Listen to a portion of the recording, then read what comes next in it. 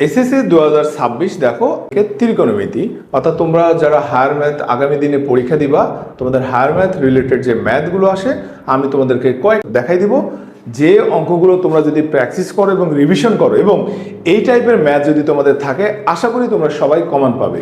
তো দেখো আমাদের যে মূল যে ব্যাপারটা ত্রিকোণমিতি, এখানে কিন্তু কোনো মুখস্থ কোনো বিদ্যা না, আমাদের এখানে কোঅর্ডিনেটের ব্যাপার, অর্থাৎ চতুর্ভাগগুলোকে যদি আমরা ভালোভাবে ফাইনালাইজ করতে পারি, আমরা যদি অ্যানালাইজ করতে পারি এটা কোন চতুর্ভাগে যায়, কিভাবে যায়, বা এই ম্যাথগুলোর মেথড কি, তা সেই ধরনের ম্যাথগুলোই আমি তোমাদেরকে এখন দেখাবো। দেখো আমি অলরেডি বোর্ডে একটা কোশ্চেন লিখছি, যে কোশ্চেনটা কি, cot alpha cosec alpha equal to P এবং 5 কট থিটা ইকুয়াল টু 12।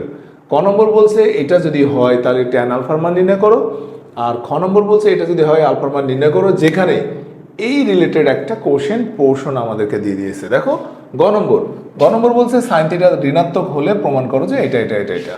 তো মাই ডিয়ার স্টুডেন্টস, আমি সোহেল স্যার তোমাদেরকে বরাবরের মতোই এই অনশর্ট ক্লাসের মাধ্যমেই তোমাদেরকে এই চ্যাপ্টারগুলোর রিভিশন দেওয়াই নিচ্ছি। তো দেখো আমার ওইখানে প্রথম কোশ্চেনটা কি দেওয়া আছে, প্রথম কোশ্চেন দেওয়া আছে ক নাম্বার।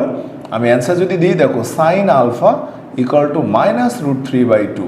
তো এই লেভেলে আমাদের এখানে দিয়েছে যে এখানে আলফার মানটা কি, আলফার মানটা হচ্ছে 90 থেকে বড় আর 3π/2 থেকে ছোট।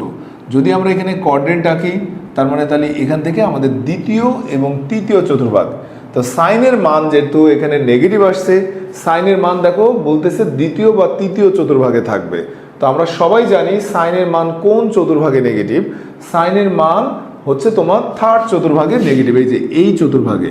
তো মাই ডিয়ার স্টুডেন্টস, আমরা সবাই এখান থেকে যদি এটা বের করতে চাই, তাহলে আমরা আগে প্রথমে দিব সাইন কত ডিগ্রির মান √3/2, 60 ডিগ্রির মান।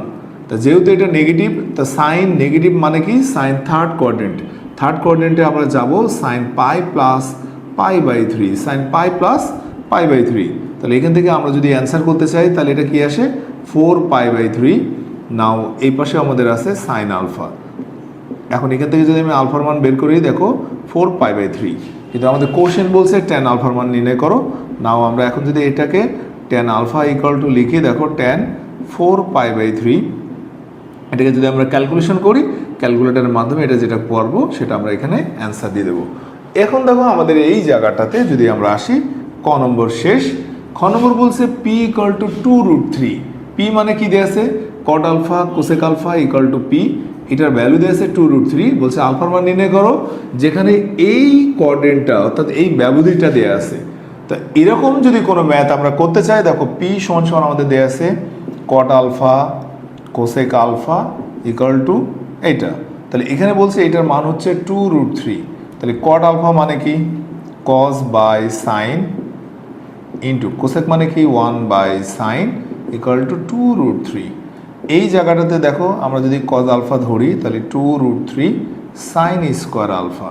এভাবে যদি আমরা যাই, দেখো cos alpha 2√3 sine square alpha মানে কি 1 - কজ স্কোয়ার আলফা। এভাবে যদি আমরা ক্যালকুলেশনে আসি, তাহলে আমাদের এখানে কি আসছে, এখানে আসছে cos alpha equal to 2√3 - 2√3 cos square alpha. আমরা যদি এটাকে ক্যালকুলেশনে নিয়ে যাই, দেখো 2√3 cos square alpha plus cos alpha minus 2√3 equal to 0।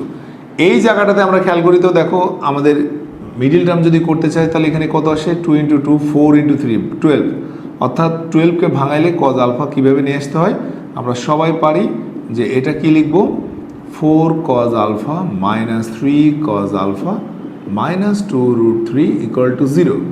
এই জায়গাটাতে যদি আমরা আসি, দেখো তো কি কমন নিয়ে যাই, 2 কজ আলফা। সবাই ভালো করে খেয়াল করে এগুলো ক্যালকুলেশন করব। দেখো 2 কজ আলফা যদি নিই, তাহলে √3 কজ আলফা প্লাস 2 মাইনাস, এখান থেকে যদি আমি √3 কমন নিই, তাহলে এখানে কি আসছে, √3 cos alpha plus 2 equal to 0। তাহলে এই জায়গাটাতে আমাদের দেখো তো 2 কজ আলফা মাইনাস √3, আরেকটা আসছে √3 cos alpha plus 2 equal to 0। এই জায়গাটাতে দেখো তো আমরা যদি নিই 2√3 cos alpha plus 2 equal to 0, cos alpha equal to -2/√3। আমরা সবাই জানি যে কজের মান, কজের রেঞ্জ হচ্ছে -1 থেকে +1। তো এই জায়গাটাতে আমরা যদি আসি, তাহলে আমাদের এখানে বরাবরই এটা গ্রহণযোগ্য নয়। কেন, কারণ কজের মান আমরা জানি গ্রহণযোগ্য নয় কেন? কারণ কজের মান হচ্ছে -1 থেকে +1 এর রেঞ্জ। তাহলে আমরা পরেরটাতে যাই, দেখো 2 cos alpha equal to √3। cos alpha সমান আমরা কি পাচ্ছি? √3/2। তাহলে কজের মান পজিটিভ। মাই ডিয়ার স্টুডেন্টস, আমাদের এই জায়গাটাতে দেখো রেঞ্জ দেওয়া আছে 0 থেকে 2π। তাহলে কজের মান যদি পজিটিভ হয়, cos ফার্স্ট অ্যান্ড ফোর্থ কোয়াড্রেন্টে এটার মান হলো পজিটিভ। তাহলে cos পজিটিভ আমরা কিভাবে নেব? দেখো cos কত ডিগ্রি মান? √3/2, cos 30 প্রথম চতুর্ভাগ। আর যদি আমরা চতুর্থ চতুর্ভাগে যাই 2π - π/6। এখান থেকে যদি আমরা বের করতে চাই, দেখো cos π/6 আর একটা পাই cos 11π/6। এখান থেকে আমরা আলফার মান বের করব π/6 11π/6। এটা হলো আমাদের খ নম্বর প্রশ্নের উত্তর। আমরা যদি এইভাবে বরাবর ম্যাথগুলো করতে যাই তাহলে খুব সুন্দরভাবে দেখো এইভাবে আমরা এর অ্যান্সারটা দিব। তো এইভাবে যদি আমরা আসি, দেখো গ নম্বর অঙ্কটা আমাদের কি বলছে? গতেই আমাদের কি বলছে একটু ভালো করে খেয়াল করি, যে বলছে সাইন থিটা ঋণাত্মক হলে এই উদ্দীপকটাকে ইউজ করব। সাইন থিটা ঋণাত্মক হলে আমাদের প্রমাণ করো যে এটার মান এত। তো মাই ডিয়ার স্টুডেন্টস, আমরা সবাই খেয়াল করি, দেখো 5 cot থিটা ইকুয়াল টু 12। তাহলে cot থিটা সমান আমরা নিয়ে নিতে পারি 12/5। এর সাহায্যে আমরা যদি কোনো সমকোণী ত্রিভুজ আঁকি cot থিটা, তোমরা সবাই জানো cot থিটা মানে কি? ভূমি বাই লম্ব। তাহলে এখানে ভূমির মান হচ্ছে 12, লম্বের মান হচ্ছে 5। তাহলে পিথাগোরাসের সাহায্যে আমরা অতিভুজের মান বের করে নেব। অতিভুজ কত? 13। তো এখানে আমাদের প্রশ্ন বলছে সাইন থিটা ঋণাত্মক। তা সাইন থিটা যদি ঋণাত্মক হয় তাহলে আগে ঋণাত্মক চিহ্ন দিয়ে দিলাম। সাইনের ভ্যালু কি হবে? লম্ব বাই অতিভুজ। এই যে লম্বের মান 5, অতিভুজের মান হলো 13। তাহলে সাইন থিটা মানে দেখো -5/13। তাহলে সাইনের মান যদি নেগেটিভ হয়, যেহেতু cot থিটা পজিটিভ, তাহলে আমরা এখানেও কসকেও নেগেটিভ ধরবো। কস মানে কি? ভূমি বাই অতিভুজ, ভূমি বাই অতিভুজ। তো আমাদের আর কোনো দরকার নেই, এই যে আমরা শুধুমাত্র এই মানগুলো বসাই দেব আমাদের প্রদত্ত রাশিতে। দেখো তো cos theta minus sine minus theta plus sec minus theta plus tan theta. আমরা সবাই জানি যে সাইন মাইনাস থিটা মানে কি? Minus sine theta. তাহলে এই জায়গাটাতে আমাদের এখানে আসবে cos theta plus sine theta by sec minus theta মানে দেখো plus sec theta plus tan theta. সরাসরি যদি আমরা এটা মান বসাই দিই, আমাদের হুবু দেখো 12/13। সাইন মানে কি? -5/13। অনুরূপভাবে সেক মানে কি? -13/12। cot থিটা মানে 5/12। এটাকে যদি আমরা ক্যালকুলেশন করি ডেফিনেটলি আমাদের এটার অ্যান্সার চলে আসে। তো এইভাবে আমরা দেখো প্রশ্ন আগে বুঝবো, এরপর ধারাবাহিকভাবে আমরা এটাকে স্টেপ বাই স্টেপ দেওয়ার ট্রাই করব। তো তোমাদের যারা এসএসসি 26-এ আসো, তোমাদের কিন্তু ত্রিকোণমিতি 8.3 এর একটা বিশেষ ম্যাথ আমি তোমাদেরকে করালাম। এইভাবে আমরা আরও 2-3টা যদি সৃজনশীল প্র্যাকটিস করি, আশা করি যে তোমাদের এই ম্যাথ নিয়ে আর কোনো প্রবলেম হবে না। ত্রিকোণমিতি রিলেটেড আরও 2 নম্বর কোশ্চেন আমি তোমাদেরকে দেখাচ্ছি। দেখো কিভাবে কোশ্চেন আসে, কোশ্চেন কিভাবে আমরা বুঝে অ্যান্সার দেবো, সেটার জন্য তোমাদের আজকের ক্লাস। দেখো এখানে বলছে a sine theta b cos theta. বলা হচ্ছে ক নম্বর কোসেক এক্স ইকুয়াল টু এত হলে এত সেক এক্স এর মান নির্ণয় করো। খ নম্বরটা আমরা আগের 1 নম্বর প্রশ্নে যেটা ছিল হুবহু সেই প্রশ্নে, কিন্তু একটু মডিফাই করা লাগে। মডিফাইয়ের মাধ্যম দিয়ে আমরা এখানে দেখো খ নম্বর প্রশ্নের অ্যান্সার দিতে পারবো। অনুরূপভাবে গ নম্বর দেখো 2ab ইকুয়াল টু এ হলে এত এর মান নির্ণয় করো। আমি আজকের জন্য এই গ নম্বরের জন্যই আমি এই সৃজনশীল প্রশ্নটাকে বেশি প্রায়োরিটি দিয়েছি। দেখো এই প্রশ্নের অ্যান্সার আমরা কিভাবে দেবো। তাহলে আমাদের ক নম্বর প্রশ্নের অ্যান্সার যদি দিতে হয়, ক নম্বর কেমন দেখো বলছে কোসেক এক্স ইকুয়াল টু √5/2। আমরা ছবি ড্র করে ফেলি। কোসেক মানে কি? কোসেক হলো অতিভুজ বাই লম্ব।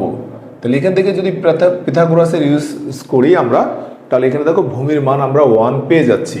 এখন আমাদের এই জায়গাটাতে কি দিয়েছে দেখো তো, এক্স এর মান পাই থেকে বড় কিন্তু 3π/2 থেকে ছোট, অর্থাৎ আমাদের এখানে থার্ড কোয়াড্রেন্টে শুধুমাত্র ট্যান আর কট পজিটিভ, বাট আমার কোশ্চেনে বলছে সেক এক্স এর মান নির্ণয় করো, সেক এক্স। তো my dear student, sec x যদি আমরা বের করতে চাই, অবশ্যই এই কোয়াড্রেন্টে সেক এক্স নেগেটিভ। তাহলে সেক এক্স যদি নেগেটিভ হয় মাইনাস দিয়ে নিলাম। আর সেক এক্স এর ফর্মুলা কি? অতিভুজ বাই ভূমি। দেখো অতিভুজ, ভূমির মান হলো 1, অর্থাৎ সেক এক্স হলো √5। অ্যান্সার শেষ। খুব সহজভাবে আমরা এটাকে ক্লিয়ার করতে পারি। দেখো খ নম্বর বলছে b/a equal to 4/3। My dear students, B মানে কি? cos থিটা, এ মানে sin থিটা ইকুয়াল টু 4/3। তাহলে cos বাই সাইন মানে কি cot থিটা ইকুয়াল টু 4/3। বাকিটা আমরা আমাদের যেভাবে করার দরকার, দেখো এটা কয়ের প্রশ্নে আমি অলরেডি কাজ করে ফেলছি, তোমরা এটা দেখে নিও। গ নম্বর প্রশ্নের অ্যান্সারটা আমি দিব। গ নম্বরটা আমাদের সুন্দর একটা ইম্পর্টেন্ট ম্যাথ। এই গ নম্বরে আমাদের যে উদ্দীপকটা দিয়ে আছে দেখো 2ab ইকুয়াল টু এ মানে কি, এ মানে সাইন, তাহলে 2 sin থিটা, বি মানে cos থিটা ইকুয়াল টু এ মানে কি cos থিটা। তাহলে আমাদের এখানে কাজ কি দেখো, আমরা যদি cos থিটা কমন নিয়ে নিই তাহলে কি পাচ্ছি 2 sin theta minus 1 equal to 0। My dear students, এখানে আমাদের উদ্দীপক কিন্তু দুইটা আসছে, একটা হলো cos থিটা ইকুয়াল টু 0 আর একটা হলো sin theta equal to half, sin theta equal to half. তো এই জায়গাটাতে cos কত কত ডিগ্রির মান 0 আমরা সবাই বের করব। cos 0 ডিগ্রির মান, cos স্যার 90 ডিগ্রির মান হলো 0, এটা আমরা জানি। দেখো এখানে আমাদের a মানে sin থিটা, b মানে cos theta equal to a, sorry আমাদের এই অঙ্কটাতে a না, এখানে sin আছে, তার মানে আমরা এখান থেকে যদি sin থিটা কমন নিয়ে নিই, এটা পুরোটাই একটু মিসিং, আমরা এটা ঠিক করে নিই। তাহলে এই জায়গাটাতে দেখো 2 sin থিটা, আমরা যদি সবগুলোকে এই পাশে নিয়ে আসি তাহলে এটা কি আসবে minus sin theta equal to 0। তাহলে এখান থেকে আমরা sin থিটা কমন নিয়ে নিই, তাহলে 2 cos theta minus 1 equal to 0। তাহলে এই দেখো sin থিটা ইকুয়াল টু 0 রাখলাম, আর এখানে cos theta equal to half. মানে স্টুডেন্ট সাইন কত কত ডিগ্রির মান 0 আমরা সবাই এটা মুখস্থ করে ফেলবো। সাইন 0 ডিগ্রির মান 0, সাইন 180 ডিগ্রির মান 0, সাইন 360 ডিগ্রির মান 0, অর্থাৎ 2 পাইয়ের মান 0। তাহলে উভয় পক্ষ থেকে যদি সাইন বাদে দিই 0 পাই 2 পাই। আর পরের অপশন দেখো cos theta equal to half, cos কত ডিগ্রির মান হাফ স্যার, cos 60 ডিগ্রির মান হাফ, cos যেহেতু পজিটিভ চতুর্ভাগে যাবে 2 পাই মাইনাস π/3। তাহলে দেখো এই যে cos পজিটিভ মানে cos প্রথম ঘর আর চতুর্থ ঘর, প্রথম ঘরে যা আছে তাই, বাট চতুর্থ ঘরে যাইতে গেলে আমাদের কি করতে হবে 2 পাই মাইনাস π/3 নেব। তাহলে আমরা এখানে কি পাচ্ছি cos π/3 আর এখানে পাচ্ছি cos 5 π/3। উভয় পক্ষ থেকে যদি আমরা cos ক্যান্সেল করে দিই π/3 5 π/3। এটাই ছিল আমাদের এই কোশ্চেনের অ্যান্সার।